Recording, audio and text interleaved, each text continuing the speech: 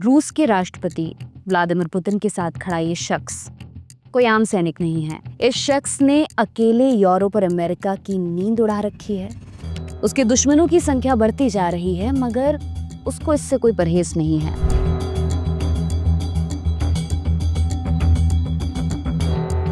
इस शख्स का नाम है इब्राहिम ट्राओरे।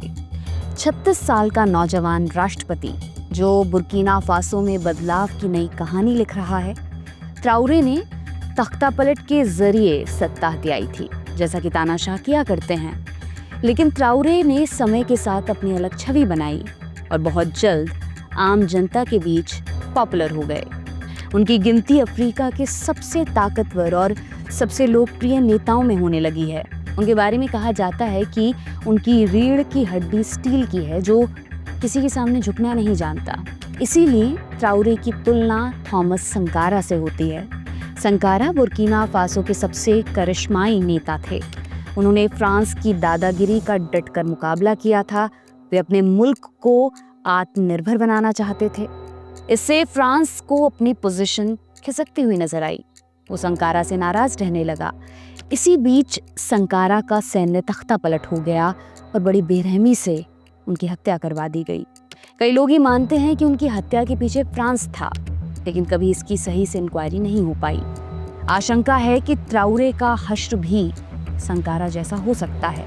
उनको कई बार मारने की कोशिशें भी हो चुकी हैं, लेकिन ट्राओरे कहते हैं, मैं किसी से नहीं डरता, मेरा लक्ष्य है मातृभूमि या मौत। नमस्कार, मेरा नाम है दिव्यांशी सुमराव और आज मैं आपको सुनाऊंगी बुर्किना फासो और इब्राहिम ट्राओरे की कहानी। हमने थोड़ी डिटेल्ड वीडियो बनाई है ताकि आपको पूरा कॉन्टेक्स्ट इसका समझ आए, तो सब्र बनाकर रखिएगा। अफ्रीका 54 देशों से मिलकर बना हुआ है। एरिया और पॉपुलेशन में दूसरा सबसे बड़ा महाद्वीप है। प्रकृति ने उसको ज्योग्राफी, वाइल्ड लाइफ और नेचुरल रिसोर्सेज से दिल खोलकर नवाजा है। आर्ट, कल्चर और लिटरेचर में भी इसका कोई सानी नहीं है। अफ्रीका को इंसानी सभ्यता की आधारशिला भी कहा जाता है, लेकिन आज के दौर में उसकी पहचान बिल्कुल बदल चुकी है। जब भी हम अफ्रीका का नाम सुनते हैं, हमारे दिलो दिमाग में गरीबी, अकाल, भूखमरी, पलायन की दर्दनाक तस्वीरें उभरने लगती हैं। हमें एक ऐसी ज़मीन का ख्याल आता है जहां लॉ एंड ऑर्डर के लिए कोई जगह नहीं होगी और जहां आए दिन हत्या, सिविल वॉर और तख्ता पलट का दौर चलता होगा। इस कल्पना में सब कुछ गलत भी नहीं है। अफ्रीकी देशों का इतिहास इसी तरह की कहानियों से भरा पड़ा है, लेकिन जैसे ही हम इतिहास में दाखिल होते हैं, हमें इसकी वजह समझ आने लगती है।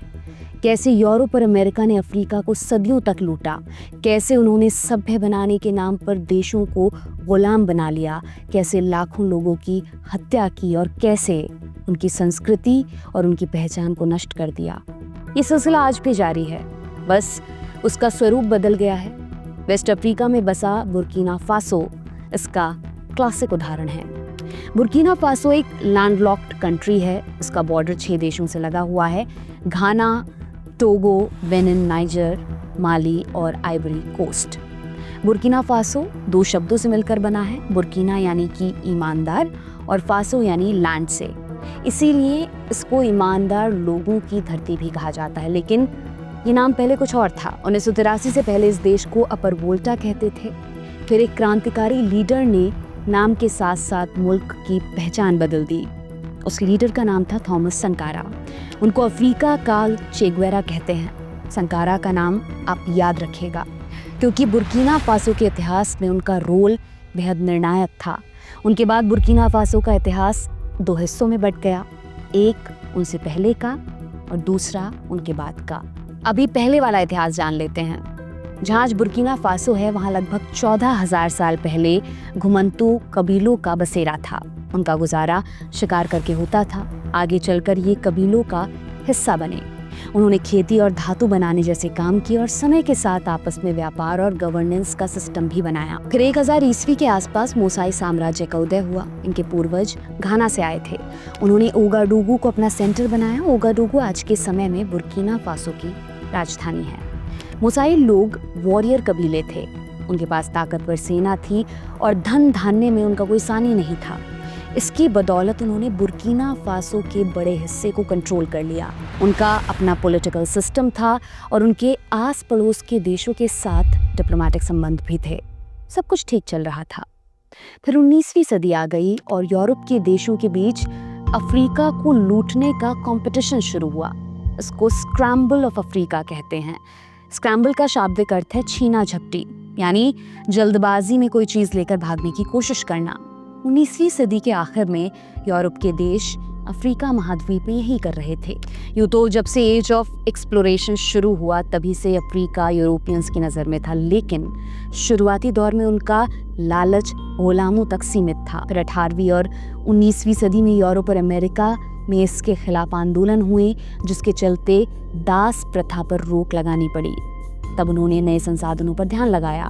गुलामों की खरीद बिक्री के लिए यूरोपियंस लोकल ट्रेडर्स पर ज़्यादा निर्भर थे। उनका कंट्रोल तटीय इलाकों तक सीमित था, वे अंदर की तरफ नहीं जाते थे। जो सौदा होता था वो समंदर के तट पर ही कर लिया करते थे। लेकिन गुलामों का व्यापार बंद हुआ तो वे अंदरूनी इलाकों में जाने लगे। वहाँ उनकी नज़र साधन संपन्न साम्राज्यों पर पड़ी। उन्हें पता चला कि असली खजाना तो अंदर छिपा हुआ है। वहाँ नेचुरल रिसोर्सेज की भरमार थी। यूरोपियंस को अपनी फैक्ट्रियों के लिए रॉ मटेरियल्स का सोर्स मिल चुका था। वे उस पर डायरेक्ट कंट्रोल चाहते थे, इसीलिए उन्होंने पूरी ताकत से अफ्रीका को लूटने की कोशिश शुरू की। लेकिन लुटेरों की संख्या ज़्यादा थी। यूरोप का हर एक ताकतवर देश ज़्यादा से ज़्यादा हिस्सा चाहता था। इसके चलते उनके इंटरेस्ट आपस में टकराने लगे और जंग की स्थिति बनने लगी। इससे बचने के लिए उन्होंने एक रास्ता निकाला। साल था 1884, तारीख 15 नवंबर, जगह 77 विलियम स्ट्रीट, बर्लिन। जर्मनी के चांसलर ऑटो वॉन बिस्मार्क ने अपने घर पर एक कॉन्फ्रेंस बुलाई। इसमें 14 देशों के प्रतिनिधि पहुंचे। इसमें अमेरिका भी आया था। बाकी के 13 देश यूरोप के थे। यूरोप से बस स्विट्जरलैंड नहीं पहुंचा था। इस कॉन्फ्रेंस में अफ्रीका का भविष्य तय किया जा रहा था, लेकिन अफ्रीका से एक भी प्रतिनिधि टेबल पर नहीं था। जब जंजीबार के सुल्तान ने बर्लिन जाने की इच्छा जताई, ब्रिटिशर्स ने उनका प्रस्ताव हंसी में उड़ा दिया। बर्लिन कॉन्फ्रेंस 104 दिनों तक चला। 26 फरवरी 1885 को जब ये कॉन्फ्रेंस खत्म हुआ, तब तक लगभग पूरा अफ्रीका बट चुका था। सिर्फ 2 देश इससे बच पाए, इथियोपिया और लाइबेरिया। बाकियों का भविष्य पेंसिल की नोक से खींचा जा चुका था। बर्लिन कॉन्फ्रेंस से पहले अफ्रीका के 20% हिस्से पर यूरोपियन पावर्स का कंट्रोल था। महज 5 बरस बाद 90% इलाका उनके कंट्रोल में जा चुका था। इस बंटवारे में बुर्किना फासो का इलाका फ्रांस के हिस्से में आया। यहाँ से वोल्टा नदी निकलती है और नीचे की तरफ बहती हुई घाना और दूसरे देशों में जाती है। लेकिन वहाँ तो मूसाई किंगडम का शासन था।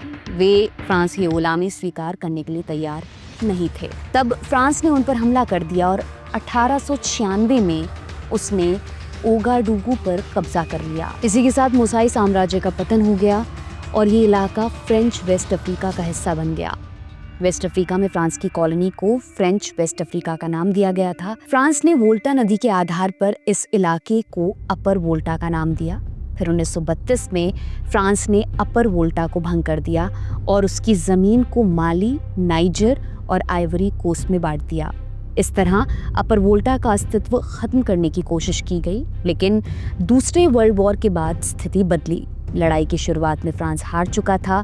फिर ब्रिटेन और अमेरिका ने मिलकर उसको बचाया। फ्रांस वर्ल्ड वॉर का विजेता तो बना, लेकिन उसकी हालत खराब हो चुकी थी। वो अपनी कॉलोनीज में मनमानी चलाने की हालत में नहीं था। जब दबाव पड़ा तो 1947 में उसने अपर वोल्टा को फिर से स्थापित किया। अपर वोल्टा पर फ्रांस का शासन 1960 तक चला। इन 64 बरसों में उसने अपर वोल्टा को बुरी तरह लूटा। लाखों लोगों से बेगार करवाया गया, हजारों लोगों की हत्या हुई और उनकी संस्कृति और पहचान को मिटाने की कोशिश भी की गई। सेकेंड वर्ल्ड वॉर के बाद फ्रांस की पकड़ कमज़ोर होने लगी थी। 1950 के दशक में वहाँ आज़ादी के लिए आंदोलन शुरू हुआ और तब 1958 में रिपब्लिक ऑफ अपर वोल्टा बनाया गया। फ्रांस ने उन्हें ऑटोनॉमी दी और रेफरेंडम के जरिए आज़ादी चुनने का अधिकार दिया। आखिरकार 5 अगस्त 1960 को अपर वोल्टा पूरी तरह आज़ाद हुआ और आज़ादी की लड़ाई के नेता रहे मॉरिस येमोगो पहले राष्ट्रपति बने। आज़ादी से शांति और स्थिरता आनी थी, लोकतंत्र आना था, लेकिन हुआ इसका एकदम उल्टा। अपर वोल्टा में भ्रष्टाचार, अराजकता, हिंसा और तख्तापलट का सिलसिला शुरू हो गया। अपर वोल्टा, जिसको अब बुर्किना फासो कहते हैं, में अब तक 8 तख्तापलट हो चुके हैं। सिर्फ एक बार पावर का पीसफुल ट्रांसफ़र हुआ है और ये हाल सिर्फ बुर्किना फासो का नहीं है। ज़्यादातर अफ्रीकी देशों का इतिहास ऐसी घटनाओं से भरा हुआ है। अगस्त 2023 में अल जज़ीरा ने एक रिपोर्ट पब्लिश की थी। इसमें दुनिया भर में हुए सैन्य तख्तापलट का ब्यौरा दर्ज था। अमेरिकी रिसर्चर्स जोनाथन पावेल और क्लेटन थाइन ने स्टडी करके डेटा निकाला था। इसके मुताबिक अफ्रीका के 54 में से 45 देशों में कभी ना कभी तख्तापलट की कोशिश ज़रूर हुई है और दुनिया भर में जितने तख्तापलट सफल हुए उनमें से लगभग आधे अफ्रीका के थे। उसमें भी वेस्ट अफ्रीका का इलाका ज़्यादा सेंसिटिव रहा है, इसीलिए इसको क्रू बेल्ट भी कहते हैं। बुर्किना फासो भी इस बेल्ट का हिस्सा है, लेकिन ऐसा हुआ क्यों? आज़ादी के बाद भी इन देशों में शांति और स्थिरता क्यों नहीं आ पाई? इसके 3 बड़े कारण थे।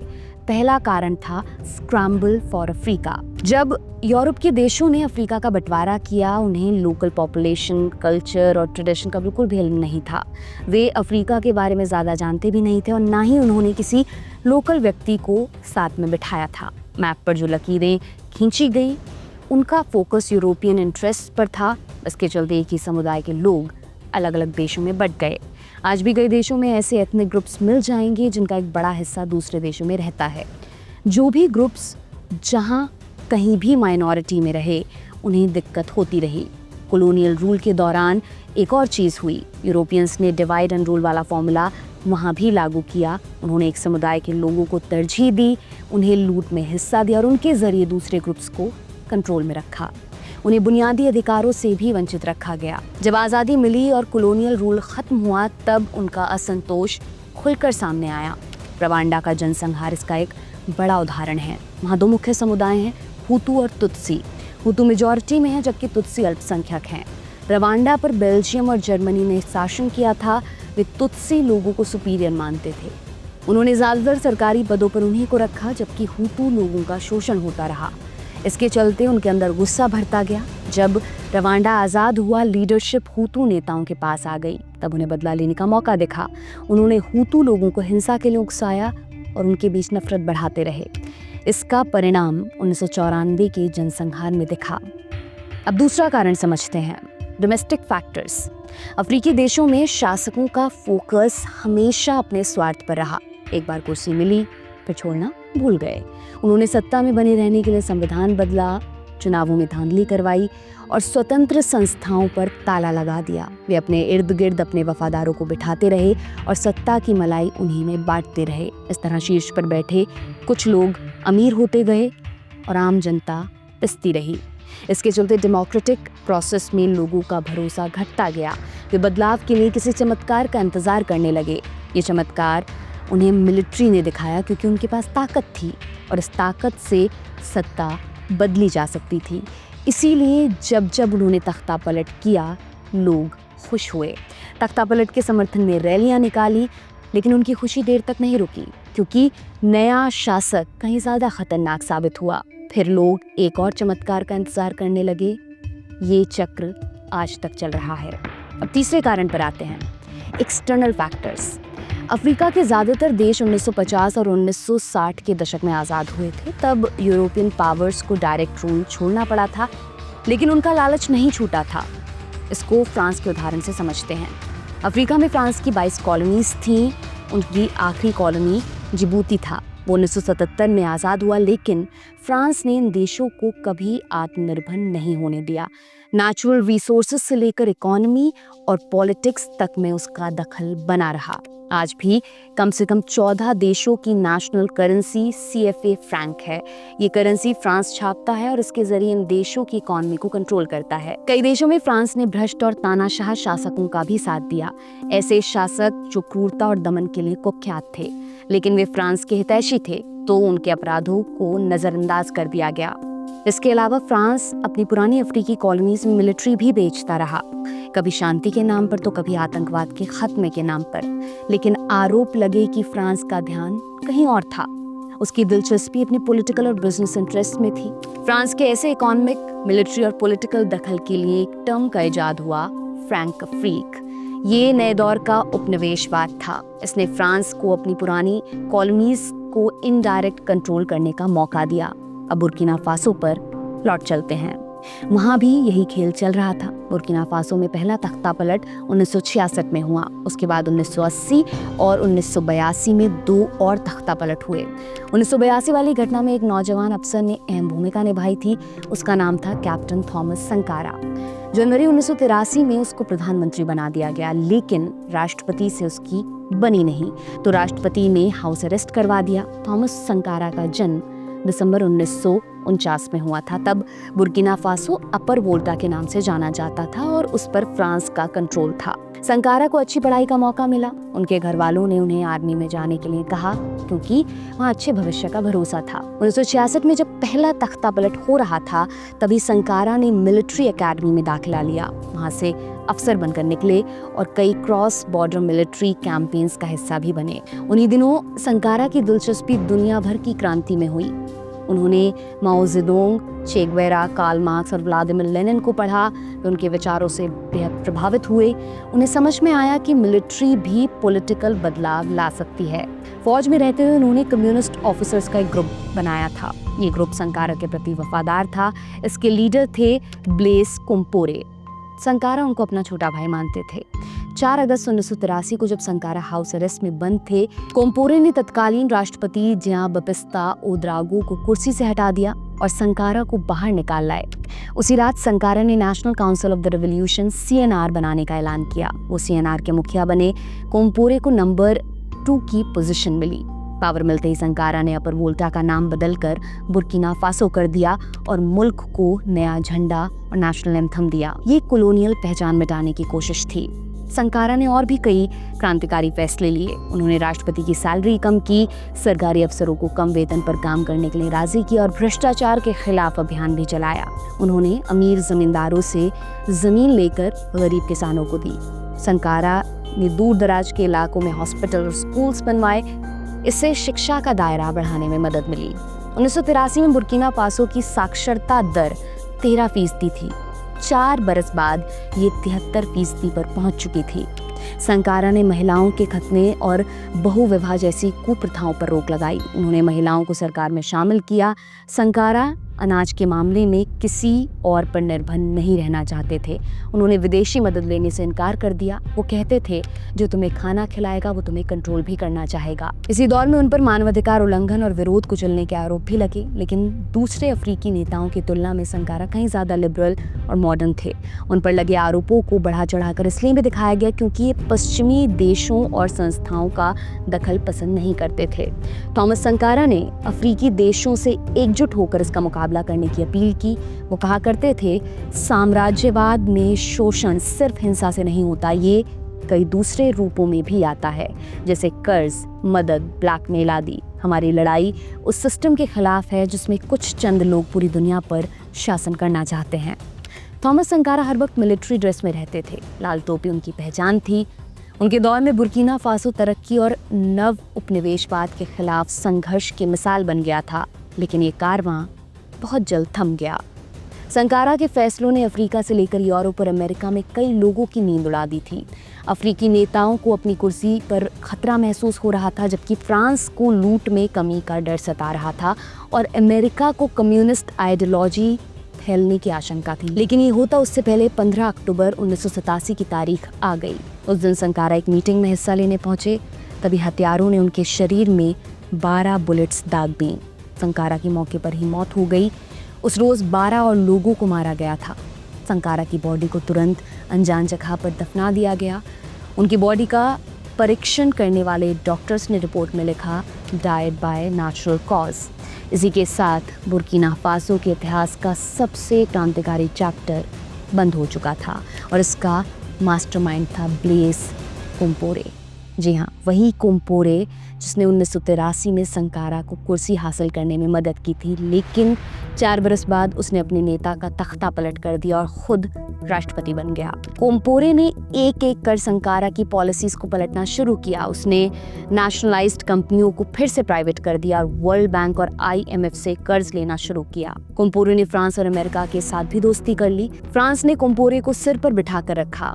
इसके अलावा जिस कमांडर ने संकारा की हत्या की थी उसको फ्रांस ने अपना सर्वोच्च अवार्ड देकर सम्मानित किया।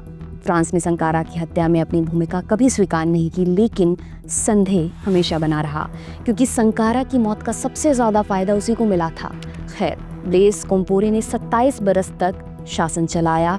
उसके कार्यकाल में बेहिसाब भ्रष्टाचार और दमन चलता रहा, लेकिन वेस्टर्न कंट्रीज आंख मूंद कर उसको सपोर्ट करती रहीं।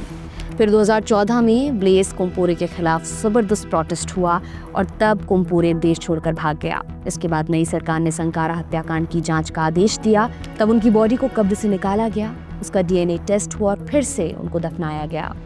2021 में संकारा की हत्या में शामिल 14 लोगों पर मुकदमा शुरू हुआ। 2022 में केस का फैसला आया। 3 लोग सबूत के अभाव में छोड़ दिए गए। 8 लोगों को 3 से 20 बरस तक की सजा मिली। मेन मास्टरमाइंड ब्लेस कोम्पोरे और उसके 2 साथियों को उम्र कैद की सजा सुनाई गई, लेकिन कोम्पोरे की सजा का पालन नहीं हो सका। वो 2014 से आइवरी कोस्ट में रह रहा है। उसको वहाँ की नागरिकता भी मिल गई है और उसका बुर्किना फासो लौटने का कोई इरादा नहीं है। भले ही कुछ लोगों ने थॉमस संकारा को मिटाने की कोशिश की हो, लेकिन उनकी लेगेसी आज भी जिंदा है। अफ्रीका के कई देशों में लोग उन्हें अपना रोल मॉडल मानते हैं। साउथ अफ्रीका के चुनाव में संकारा को अक्सर याद किया जाता है और बुर्किना फासो में तो उन्हीं जैसा एक शख्स सरकार चला रहा है जिसका नाम है इब्राहिम ट्राउरे। ट्राउरे ने अपने सामने संकारा को नहीं देखा। उनकी पैदाइश 1988 की है। तब तक संकारा जा चुके थे, लेकिन उनकी झलक ज़रूर मिलती है। ट्राउरे कहते भी हैं, जो काम थॉमस संकारा ने शुरू किया था उसको अंजाम तक मैं पहुंचाऊंगा। तो क्या है इब्राहिम ट्राउरे की कहानी? जब तक बुर्किना फासो में सितंबर 2022 का सैन्य तख्ता पलट नहीं हुआ था, इब्राहिम ट्राउरे को बहुत कम लोग जानते थे। वो फौज में लोअर रैंक के अफसर थे। उनकी उम्र महज 34 साल थी, लेकिन 2022 में हुए दूसरे सैन्य तख्ता पलट ने उनको सीधे सत्ता के शीर्ष पर पहुंचा दिया। इब्राहिम ट्राउरे ने 2009 में आर्मी ज्वाइन की थी। उनकी ट्रेनिंग मोरक्को में हुई और उन्होंने माली और बुर्किना फासो में जिहादियों के खिलाफ ऑपरेशंस में हिस्सा लिया था, लेकिन वे कभी बड़ी लीडरशिप रोल में नहीं रहे थे। शुरुआती दिनों में ट्राउरे ने 2 बड़े वादे किए। पहला, 2 से 3 महीनों के अंदर आतंकवाद खत्म कर दूंगा, और दूसरा, मैं ज्यादा दिन पावर में नहीं रहूंगा। जुलाई 2024 तक कुर्सी फुल टाइम सरकार को ट्रांसफर कर दी जाएगी। इन वादों को 32 महीने हो चुके हैं, लेकिन इनमें से एक भी वादा पूरा नहीं हुआ है। बुर्किना फासो में आतंकवाद की समस्या अभी भी बरकरार है और ट्राउरे मिलिट्री रूल को 2029 तक एक्सटेंड कर चुके हैं। उन्होंने साफ कर दिया कि चुनाव कराना उनकी प्राथमिकता नहीं है। उनकी सरकार पर प्रेस फ्रीडम खत्म करने, विरोधियों को दबाने और गैर न्यायिक हत्याओं के आरोप भी लगते रहते हैं। इन सब के बावजूद इब्राहिम ट्राउरे की लोकप्रियता बढ़ती जा रही है। वो सिर्फ बुर्किना फासो नहीं बल्कि पूरे अफ्रीका के सबसे लोकप्रिय नेता बन चुके हैं।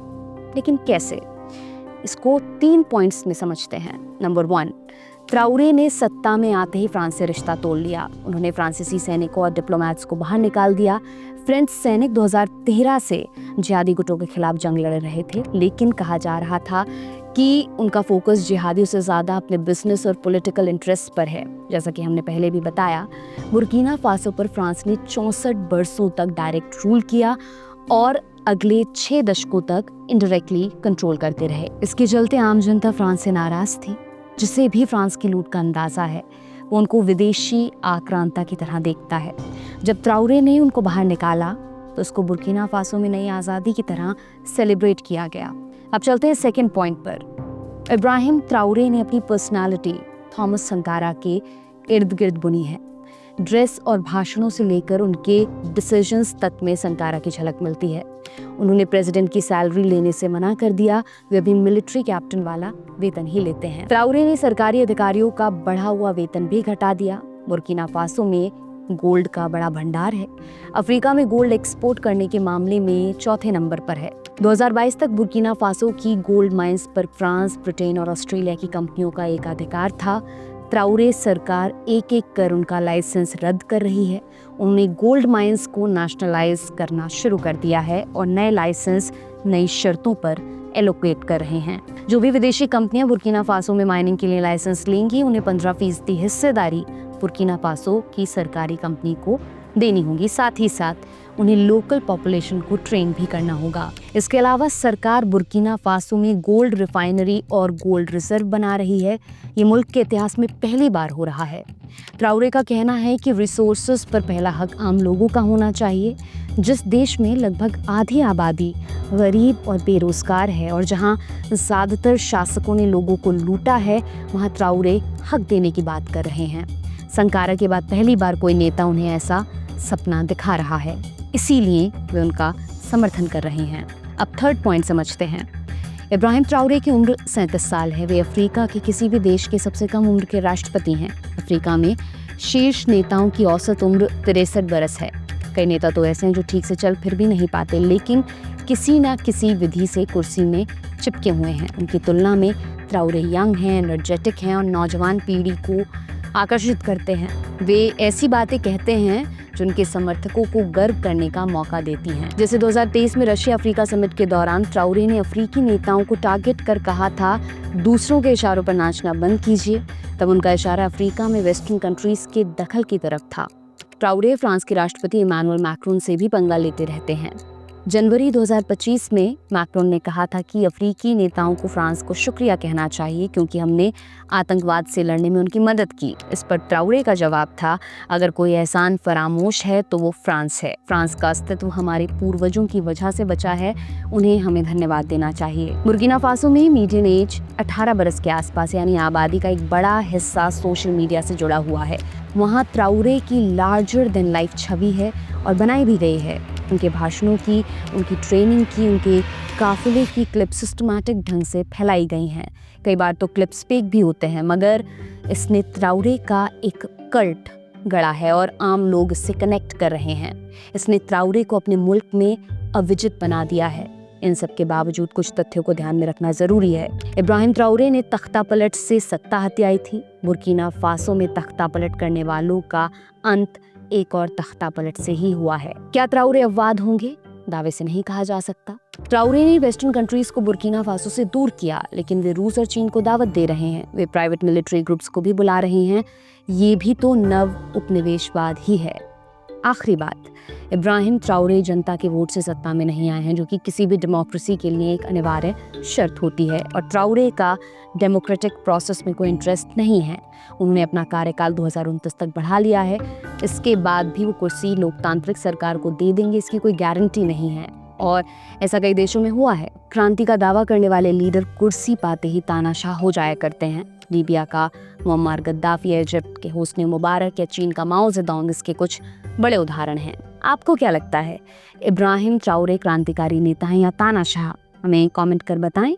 अगर वीडियो पसंद आए तो इसको लाइक और शेयर करते रहिए और हमारे चैनल को सब्सक्राइब भी कर लीजिए। ये तमाम जानकारी आपके लिए इकट्ठा की थी अभिषेक कुमार ने। नए वीडियो में नई कहानी के साथ मैं एक बार फिर आपसे मिलूंगी। तब तक के लिए विदा लेती हूँ। बहुत बहुत शुक्रिया।